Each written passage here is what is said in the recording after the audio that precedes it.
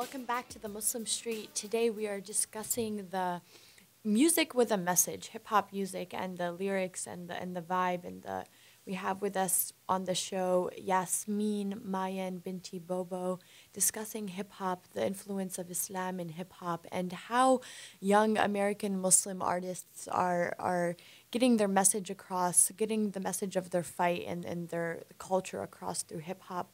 Yahsmin, before we went on break, you were discussing how kind of the conscience that fueled hip-hop in its inception kind of got lost with the sexuality that was plugged into hip-hop. And in the early 1980s, Tony Toe, who was a member of the pioneering rap group that was called the Cold Crush Brothers, said that hip-hop saved a lot of lives. And when people say that hip-hop saved a lot of lives, they say that the creation of the hip-hop genre is a way of dealing with hardships, specifically in life as minorities in America. Yahsmin, can you talk to us a little bit about kind of how the Muslim American experience is being expressed through hip-hop today? Sure. Just with the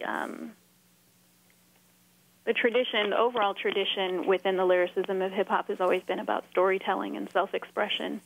And so I think most youth around the world can identify with that, no matter what their religion is. But Muslims especially have kind of harnessed that power, that creative power, and they've tapped into that network. And they said, okay, this is a good way for us to communicate what it is we're going through or how we feel. And they do this on an individual level and a collective level. And so you'll find Muslim artists who are engaging in the hip-hop arts expressing themselves in different ways and identifying in different ways. So there isn't just one singular identity within this movement, but I would say that individually it's a tool for self-expression. It's a tool for storytelling. It's almost like a literary art form. It's only being vocalized instead of written. And so that's how you've seen like some of the spoken word even popularized among Muslim youth also. We have a lot of open mics throughout the country. Iman, the Inner City Muslim Action Network in Chicago, is one organization that facilitates and promotes and has been an advocate for artists to perform and to meet with other artists and to network. And they put on this huge performance like every other summer called Taking It to the Streets. And they host dozens of artists from around the world. But they have a particular highlight on young Muslim artists that are coming up on the scene, from spoken word to hip-hop and world music. And I think it's been a very empowering thing for Muslim youth to be involved in, because it is about self-expression. It is about creativity, and every single one of us has some kind of creative flair within us. It's whether or not we tap into it, whether or not we share it with other folks. So, Muslim youth are no different than anyone else, and Muslims are no different than anyone else in that we have a need as humans to share with other people. And it's a good outlet. I'm a big advocate for creativity. It's a good outlet.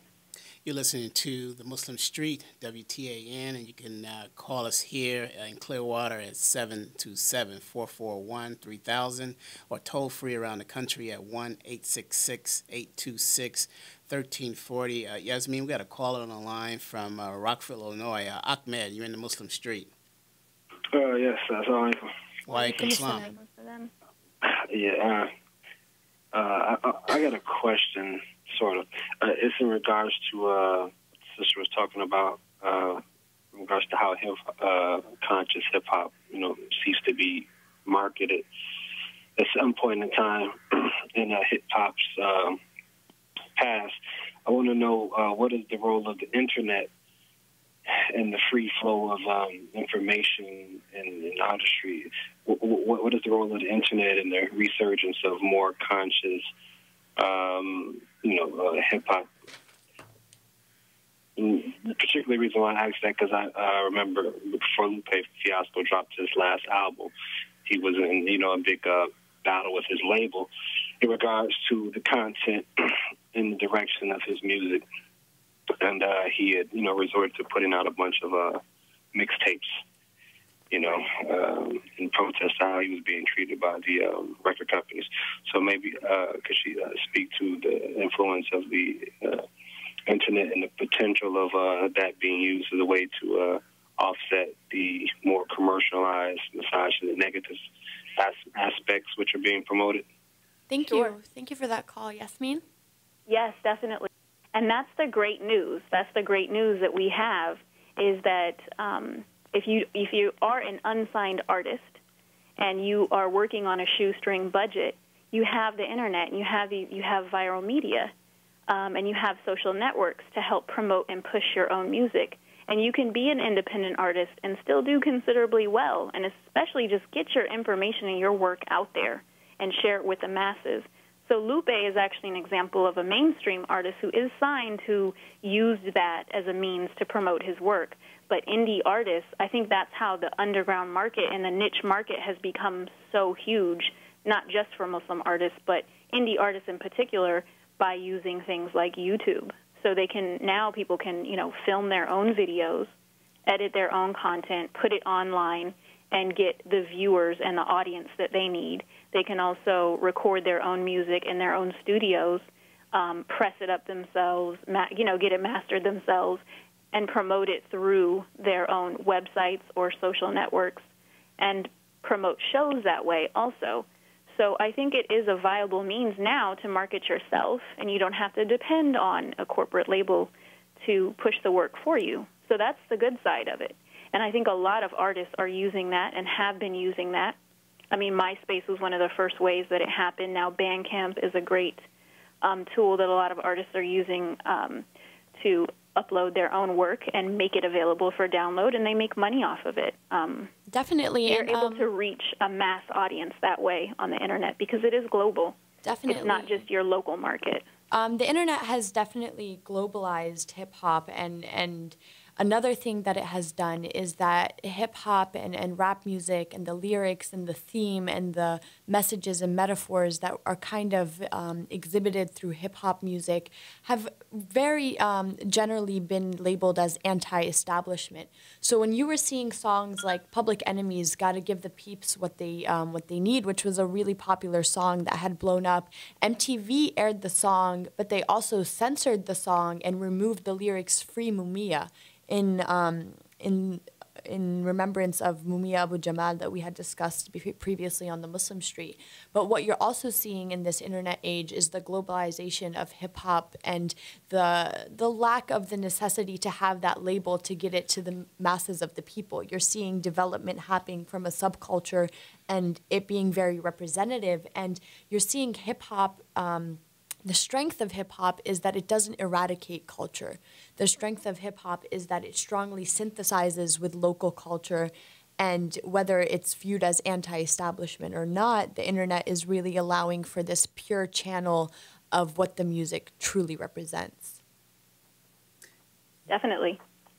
Yeah, I mean, the globalization of hip-hop, even as early as 1990, 1991, I'm in Ghana, in Accra, I'm in Kumasi, the home of the Ashanti, and the young brothers and the sisters were talking about Kumo D, and they were talking about Public Enemy, and running up to me with that kind of stuff.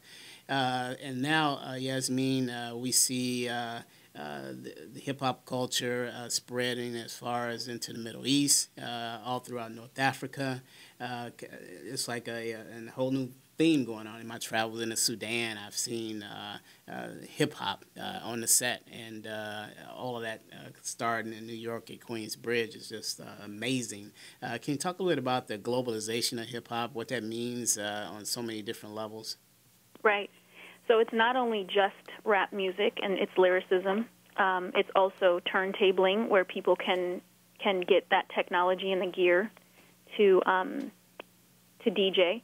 It's also dance forms, and sometimes they mimic, the original, like break-in and pop-in and lock-in and up-rocking, but also in different kinds of dance forms and movements that have been inspired by that and then possibly personalized to that particular environment. And then also just urban art, so public art, and not necessarily, the high art that we're asked Graffiti. to study. What's that? Graffiti is very part of hip-hop culture, I would say. Right. And that's one label you can put on it. I like the phrase urban art and public art because you do see it on the walls of the city. There's a good documentary that's called Democracy in Dakar, and it's about the elections and the election process in Senegal, West Africa, and how the youth are, how hip-hop and the youth are used to, as is campaigning for these politicians that are running for office. And so within that film, within this documentary, you see all of the hip-hop's aesthetics, but mainly how the local rap artists are using, they're discussing politics, and they're bringing it to public discourse through their own lyrics. So throughout Africa. But then what I'd like to note is that Africa has always had a strong tradition of storytelling. I mean, all human beings have. But I think that's where we get some of our enthusiasm about sharing our stories through song and dance is basically from Africa, where, you know, if we're talking about African Americans' involvement in hip-hop, like, that's our ancestry. So it makes sense that we would revisit those cultural traditions. Storytelling just takes on a different form now. It's in a song. It has a beat in the background. You know, it has this rhythmic, you know, rhythmic tone to it that people identify with. But it is storytelling. In its essence, in its raw form, it's storytelling. I would definitely agree. I mean, hip-hop is very heavy and rich in its expression of imagery. But again, you're listening to The Muslim Street. We're always disrupted by a commercial break. Stay tuned after the break as we continue our discussion on the history and influence of hip-hop in Islam in America.